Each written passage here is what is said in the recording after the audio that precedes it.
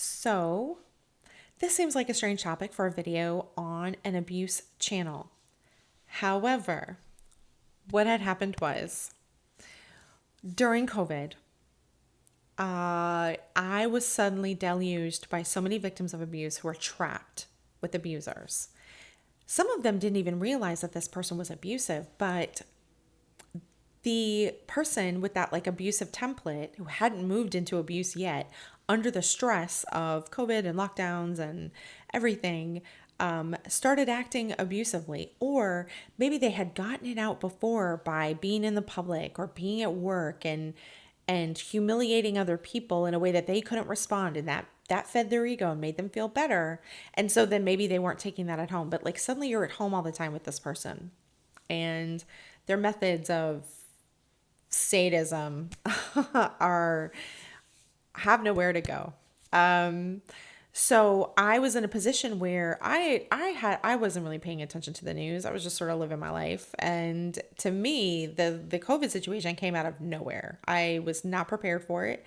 And I had not prepared my community for it.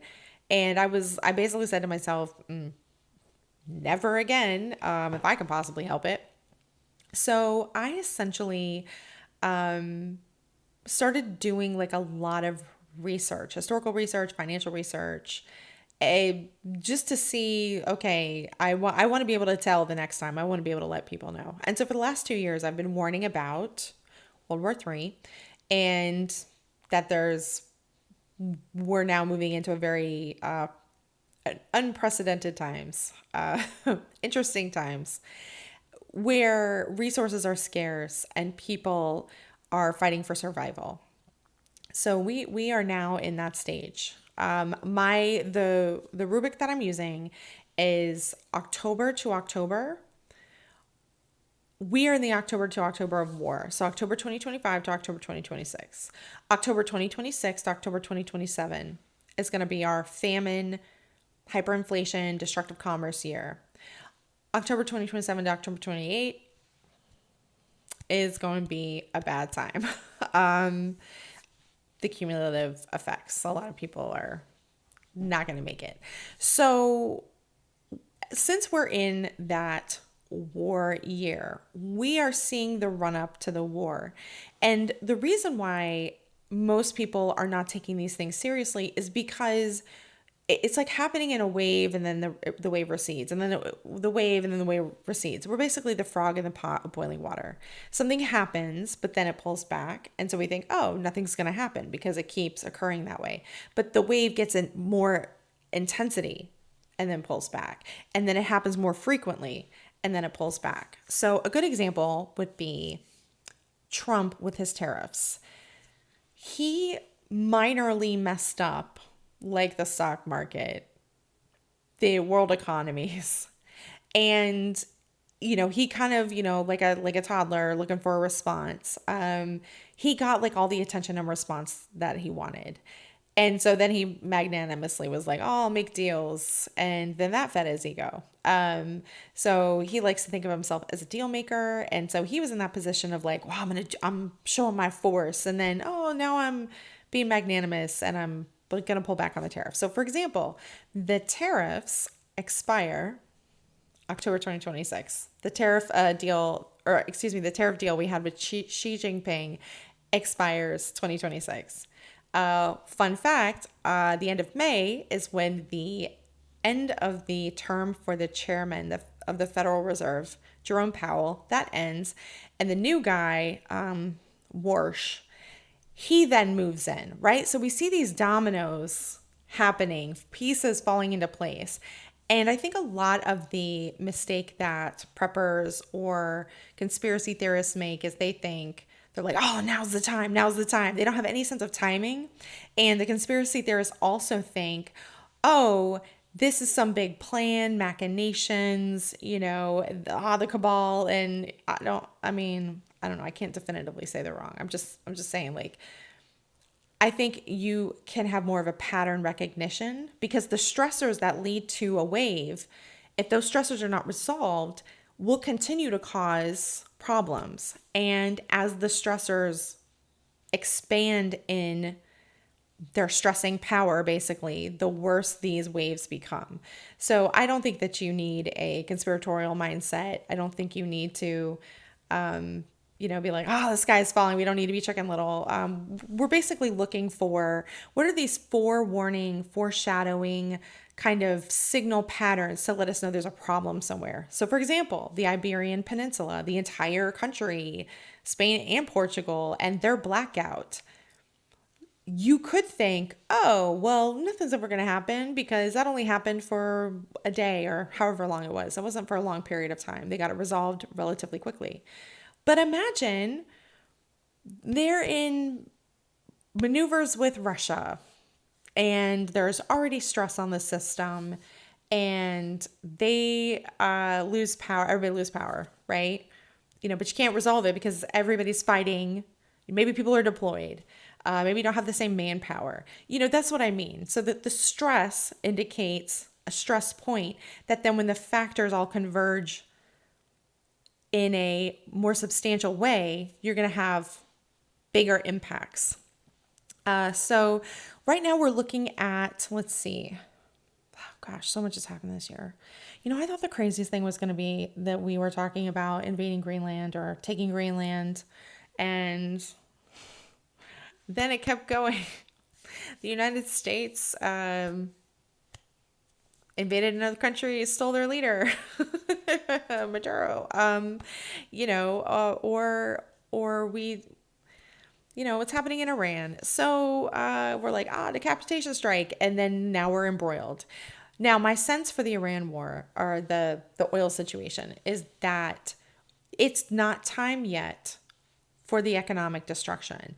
So I don't know if there's going to be a pause or if the countries are going to find workarounds, maybe increasing production, even to places that had been protected, from an environmental standpoint. Or maybe we weren't doing the fracking, the shale fracking, and now it's all bets are off. Let's do everything. I don't know what's going to occur. I just know that the timeline puts it, we're not ready for the economic piece to explode yet. That is this October to next October. So one of the big things I'm trying to figure out is America having elections in November of 2026? Could be, could not be.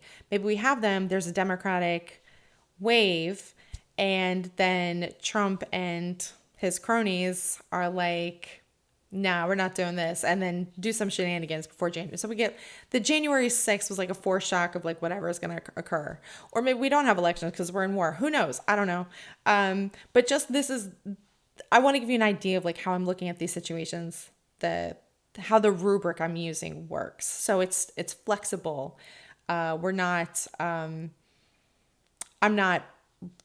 predicting. I just know the general thrust of where we are going, and then therefore trying to put things in sequence as we get there.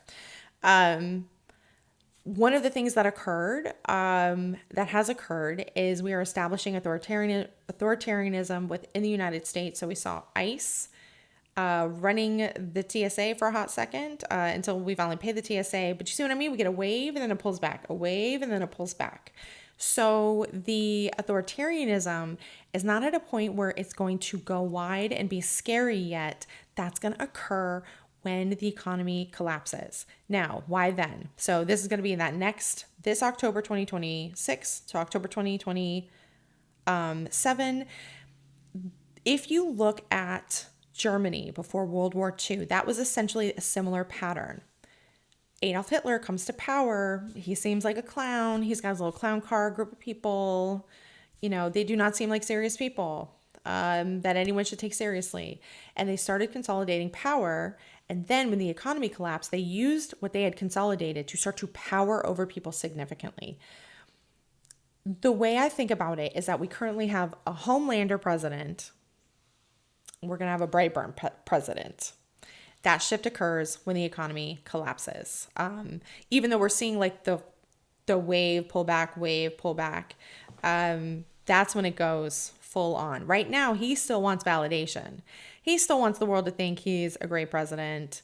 who's a good deal maker, who's effective and strong, blah, blah, blah. When he reaches the point where he does not care or he feels he has permission to power over the citizens of the United States, he will take it and run with it. Or maybe it's someone else and they're like the Brightburn, but like somebody from his group, essentially. Because we know there are people behind the scenes who are wildly out of pocket. One of the things I've done, by the way, personally to prepare for this is I changed my voter affiliation from Democrat to unaffiliated. Where I live, you can vote in either primary. You can vote Democrat or Republican. They ask you when you get there, and then they give you whatever ballot it is. So I don't know if it's soon enough. I still have basically my entire voting Democrat history. But if they're only checking what you currently are, I might be all right. Now, anytime I brought that up, like on Reddit, I get downvoted heavily. Like, oh, how dare, it's like, okay, guys, I'm going to try to be on a list. You shouldn't either. So anyway, that authoritarianism is going to escalate. There is a brigadier general who gave a speech. His name is Brigadier General Douglas Weichert. And he basically talked about how China was prepared for when they do their invasion of Taiwan to engage in volt and salt typhoons, which will take down the American power grid and infrastructure and other utilities, as well as telecommunications. To basically, like, first of all, it gives America and the American military something to focus on. And then secondly, it removes the military's ability to engage in logistics, because that is the strength of the American military, is its logistics. So when you remove that, you remove their ability to respond, and you also give them something more pressing to do, essentially. Now, China is extremely strategic. They've already made the decision that they're bringing Taiwan back into China, basically. They've laid the groundwork. They have the leverage. How they decide to use it is going to depend on all these run-up factors, but it is there and will occur. So now imagine China's invaded Taiwan, and they've cut down our telecommunications and our infrastructure and our, energy grid, our water processing, right? And that's now off the table. Well, what might a Brightburn president do? Bring home the military, martial law. Now you don't have to be worried about videos circulating the internet because everything's shut down. So you can be as, oppressive as you want to be. I got a Starlink. I got a Starlink Mini because, again, I'm very committed to being able to get online and do videos and give victims of abuse information to the best of my ability. But that's like a situation where we might see that flip, because if he no longer can get the validation via the audience is removed, he may just like do whatever he wants to do. So the Taiwan situation is a significant trigger point. I don't know what percent of their Navy is running off oil, and if like the oil situation moves up the timeline, because it's like, well, we want to accomplish this before we can't. But China was getting oil already from both Russia and Iran at like discount rates. So they've never been like out of oil, and they do have reserves, but of course the reserves are only lasting however long. And unlike China, there's a lot of island nations that are really struggling right now because they don't produce their own oil. So like Australia, the Philippines, Japan, there are some people that are feeling this current situation significantly. Taiwan has weather that makes it difficult to invade because there's monsoon weather. So the windows are usually April and then like September and then like right before October. And so I had been looking at like, we're going into this April, then we've got September this year, and then, April next year, September next year. And so according to my rubric, I was like, okay, does it happen this year because then that escalates the war, or does it happen next year because shutting down the chips shuts down the economies, shuts down, supply chains for very important things, and then that compounds and causes problems in addition to the oil. Like, I don't know. I think my original thoughts were this September or this next April 2027. But my son made a comment to me. He was like, December. I was like, say more. Um, I went ahead and looked it up. And last December is when they did an encirclement maneuver on Taiwan, um, like they've done around Australia, by the way, and in the Philippines and near Japan. So again, those like foreshock wave pattern coming in and then going out. So it then occurred to me, it's like, well, you could set the ships up. You could set the encirclement. You could do the embargo.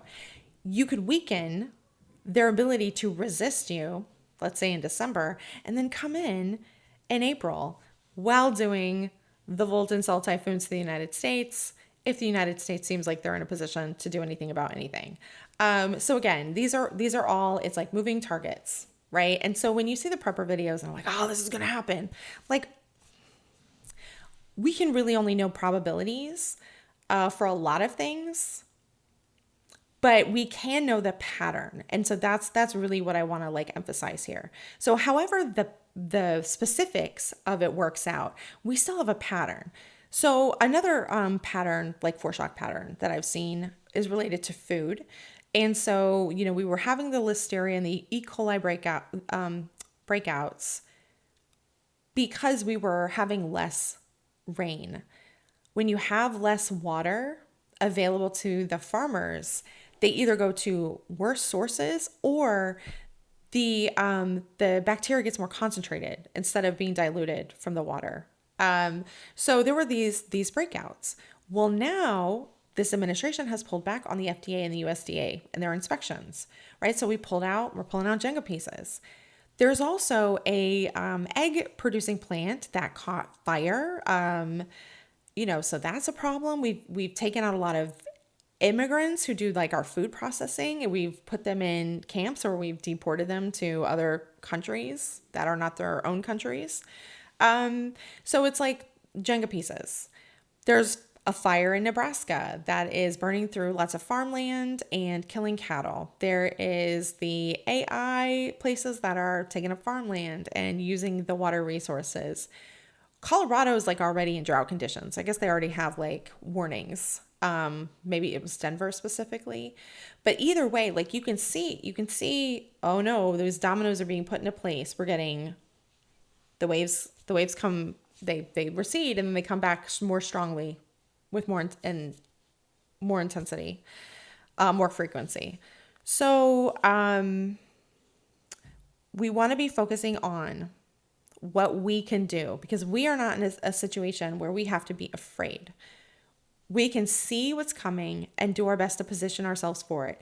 Step one for that, in my opinion, is going to be getting away from the abuser. If you are like physically handicapped and you literally cannot survive without another human being, I recognize that this legitimately may not be possible for you. And I hope that there is a caseworker, social worker, somebody involved who can really drill down on possibilities with you. But I do want to say that specific circumstance, you literally may not be able to do anything. But for anyone who can do something, the first thing you're going to want to do is you're going to want to contact your local domestic violence nonprofit. Even if you don't need the shelter side, that is your first stop to figuring out what resources are available to you in your community, because there will come a point when no one has money to do anything. These places will not be available. So you want to find out now, get in programs now, be positioned now, be moving now. The next thing you're going to want to look at is you're going to want to look at setting food aside. There's your basic rice and beans. Those are extremely shelf stable. And they also provide gaps for what the other one is missing. So like one of them is missing lysine and the other one's missing something, but when you put them together, you get like complete nutrition profile. There is also a lot of people use flour. You can use you don't even really need a lot to make like a flatbread. Flour, salt, you can make that work. What else stores really well. I this is gonna sound weird, but I've been getting like the canned protein, which I do like. I also like something called corned beef hash because it's got potatoes and it's got the corned beef, and so you basically get a meat and the potato, and it's kind of fatty, so it comes with its own oil basically. Is it the healthiest? No, but I like it. One thing that I had really been looking into for the shelf stable proteins, I was looking into bean curd skin. I actually really like it. I don't know that that's available for everyone. I think it really depends on where you live, what kind of markets you have available. So the other thing that I've been looking at is TVP, which is textured vegetable protein. Now, I'm a meat girl. I was born in Texas. I love me a steak, but I also love to be able to eat and have all the nutrition I need. So, TVP is shelf stable. It's a complete protein. It's based off soy, as is the bean curd skin. And Bob's Red Mill, they have it like they have smaller packages that I want to say are like $7. And then they've got like 25-pound bags that if you go to webstore.com, they sell them for like $74 and change, so like 75 bucks. Amazon sells the big bag for $96, or at least it was the last time I looked. And so you can save a little bit of money. But whatever you can set aside is better than nothing set aside. I come from hurricane country, so I'm used to preparedness and it making me feel empowered and not disempowered and frightened. And I really just want to encourage like everyone to sort of think of it from that perspective. It's like, okay, yes, it's like I've got my seatbelt on, I'm feeling confident that I can maneuver kind of no matter what happens. Let's see. And then, okay. Then there's the looking at growing things. I like sprouts. I like potatoes. Sprouts are easy. You can do them in your kitchen. Potatoes, you're going to need light for that. But potatoes are that's a core starch right there, if you can make that happen. There's a lot of videos on YouTube about how to grow potatoes, how to effectively get production. Something to test now because potatoes, there's a reason why in The Martian, that's the vegetable that keeps that man alive. So, if you've got your rice and beans and then you can grow your sprouts, you're getting some greens, you're getting the minerals from those greens. So that's extremely inexpensive to do. I have my food set up in 4 tiers. Tier 1 is like your dried meals, like your Mountain House, your REI, your hiking meals, you just add water to.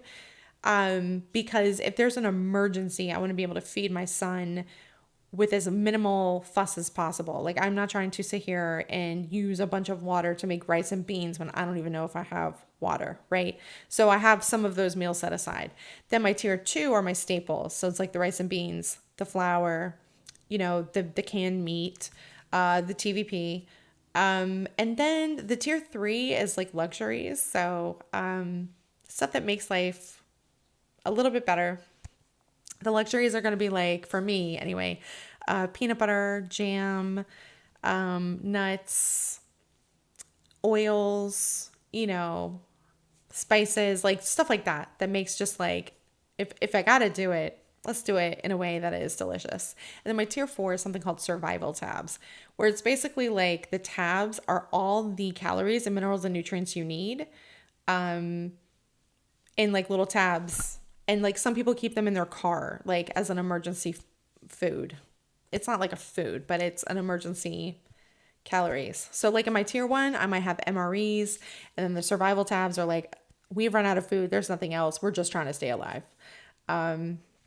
Another thing to consider is that a lot of Democrat values or progressive values, those are in existence when there's abundance. As soon as there's not abundance, you start to see all of the things like your xenophobia, because people have swung to protection versus integration and global interconnectedness. And another one of those values is body positivity. So if you are not where you would like to be in terms of your weight, now would be a really good time to work on that. Because if you're walking around and, everyone's angry, being a focus of vitriol because you look like you have food when no one else has food.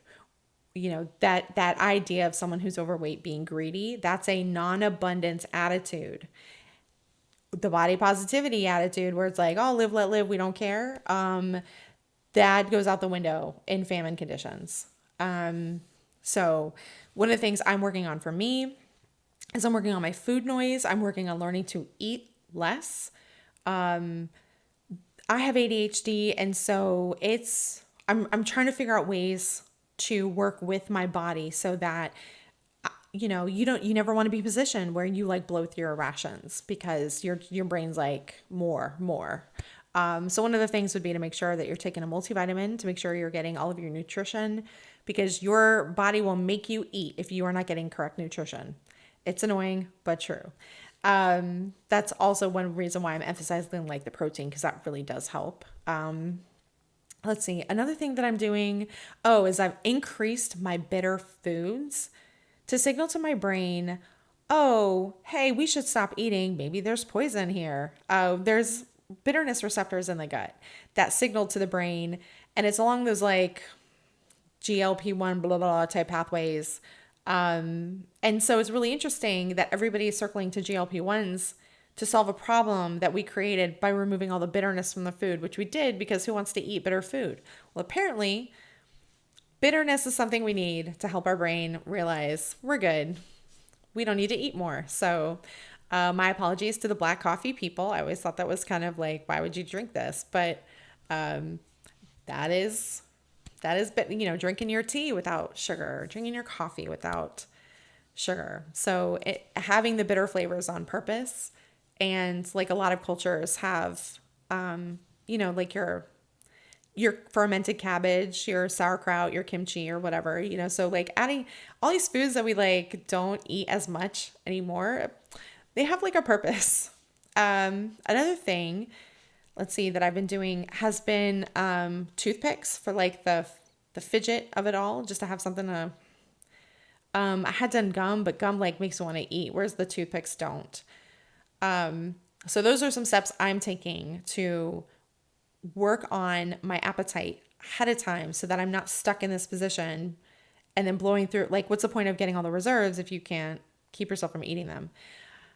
Now, one lesson I did learn from when I was a kid, and I went through a period where I had no food other than rice. And so what I did was I did a good thing. I divided my rice into entree rice and dinner rice, or a dessert rice. So my entree rice had salt, my dessert rice had sugar, and that was a good psychological tool to help me feel like I was having like real meals. That said, I was really depleting my internal vitamins and minerals. Whoops, my bad. So the nutrition piece is really important when you're looking at like setting foods aside. You may also just want to like get a big thing of vitamins. I mean, like Costco multivitamins, you can get a big one that's shelf stable, and can get you through. Let's see. The other thing I wanted to talk about was, I have this whole list.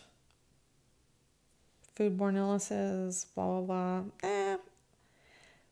Yeah, we'll just stop it here. So essentially, we're in the war period. World War III goes wide, blah, blah, blah, blah. October next year, or October 2026 to October 2027 is our famine, economic destruction, hyperinflation year. You're going to want to have food set aside, because even if there's food on the shelves, if you can't buy it, there's actually, there's a young woman I follow who went to Cuba to visit her family. So this is, the United States is doing their encirclement maneuvers and, so anyway, she gets there. They're still getting paid money. The people who work for the government were getting something like 4,000 pesos, 4,500 pesos. The shopping trip she took, a month, the shopping trip she took was like 6,000 pesos. And it was for chicken, it was for garlic, it was for peppers, eggs. Like it was some very basic stuff, and it wasn't a whole lot, although she had gotten like quite a bit of eggs. That shopping trip was more than what people are making in a month. So the hyperinflation makes it so you're making choices between what bills am I paying? Can I get food? And even if I have money, do I even have enough money to get the food that I want to get? So those basics, like figuring out how to do sprouts on your own, figuring out how to do potatoes. I know some people are looking at getting chickens. I know I was, but I've sort of been moved more toward rabbits because I'm pretty sure the avian flu thing is going to pop off and decimate our chicken supply, which that's going to be a disaster. Like America runs on chicken. A lot of other countries do too. So there's, again, all of the factors, all of the pieces are coming together. So we're just looking at what steps can we take to empower ourselves. You know, one of the things about the abuse dynamic is that you are conditioned into learned helplessness, that you can't do anything because that's what the abuser wants you to think. The abuser doesn't want you self-rescuing. The abuser doesn't want you taking steps. And so we learn as victims, oh, we can't, or we know every single reason why XYZ won't work and we won't even try it. And that really is so effective at keeping victims stuck where they're at. You know, a lot of the abuse dynamic is if they can capture the way you think, if they can capture your mind, they can control the decisions you make and what you do. So every step forward that you can make toward being in a safe position, you know, if you can take those steps, legitimately, many victims of abuse can. At least in America. Some other countries, that is not the case. But moving towards empowering yourself, moving yourself toward competence, because competence, it builds confidence. When you have confidence that you can take care of yourself, regardless of what happens, you don't have to know the specifics to know, okay, I can make a general assessment and then make decisions based off that and feel confident that even if it does or does not occur, that you've done something that positions you well for what might come. I hope this makes sense. And I'll talk to you next time.